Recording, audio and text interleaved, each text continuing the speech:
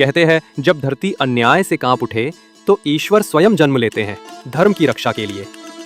और ऐसा ही हुआ अयोध्या में, त्रेता युग में। अयोध्या के महाराज दशरथ, 3 रानियां थीं उनकी, कौशल्या, कैकई और सुमित्रा। परंतु उनके पास सब कुछ था, बस संतान नहीं थी। एक दिन महर्षि वशिष्ठ ने कहा, राजन, पुत्र प्राप्ति के लिए पुत्र कामेष्टि यज्ञ कराइए। राजा ने तुरंत आज्ञा मानी और यज्ञ हुआ महान ऋषि ऋष्यशृंग के द्वारा। जब यज्ञ पूर्ण हुआ, अग्निदेव प्रकट हुए। उनके हाथ में एक स्वर्ण पात्र था जिसमें दिव्य फल पायसम था। उन्होंने कहा, राजन, इसे अपनी रानियों को खिलाइए, इन्हीं से तुम्हें दिव्य पुत्र प्राप्त होंगे। राजा दशरथ ने वो फल तीनों रानियों में बांट दिया।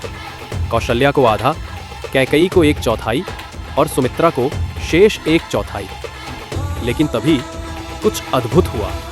जब सुमित्रा ने फल का हिस्सा खाया, एक स्वर्णिम पक्षी गरुड़ आकाश से उतरा और एक टुकड़ा उनके हाथ से छीन कर उड़ गया। रानी घबरा गई। हे स्वामी, मेरा तो भाग्य ही चला गया। राजा दशरथ ने तुरंत शेष फल का कुछ भाग फिर से सुमित्रा को दे दिया और इसी से उनके गर्भ से 2 पुत्रों का जन्म हुआ, लक्ष्मण और शत्रुघ्न। समय बीता। कौशल्या के गर्भ से स्वयं भगवान विष्णु अवतरित हुए, श्री राम। कैकई के गर्भ से भरत, सुमित्रा के गर्भ से लक्ष्मण और शत्रुघ्न। अयोध्या में दिव्य प्रकाश फैल गया। देवता पुष्प वर्षा करने लगे और आकाश से आवाज आई, धर्म की पुनर्स्थापना के लिए श्री राम अवतरित हुए हैं।